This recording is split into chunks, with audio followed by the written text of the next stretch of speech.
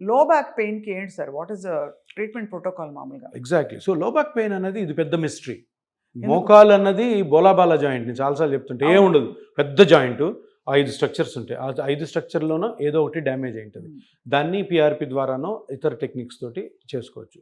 Spine అంటే ఏంటి? Spinal cord, nerves, discs, bones, joints, ligaments, fascia ఇన్ని ఉంటాయి.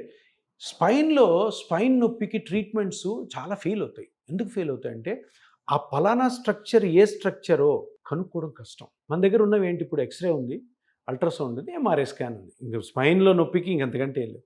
వీటిల్లో ఇన్ కేస్ మజిల్ ప్రాబ్లమా, లిగమెంట్ ప్రాబ్లమా, డిస్క్ ప్రాబ్లమా, నర్వ్ ప్రాబ్లమా, బోన్ ప్రాబ్లమా, జాయింట్ ప్రాబ్లమా, ఇన్ని స్ట్రక్చర్స్ని ఐడెంటిఫై చేసే టెక్నిక్స్, ఇన్వెస్టిగేషన్స్ లేవు. ఎంఆర్ఐలు అన్నీ కనపడవు. అవునవును.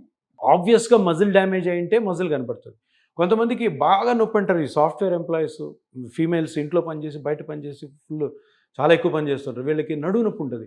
చూస్తే డిస్క్ ఉండదు, నర్వ్స్ బాగుంటాయి, డిస్క్లో క్రాక్స్ ఉండవు, బోన్స్ బాగుంటాయి, 35 years పెయిన్ వస్తుంటుంది.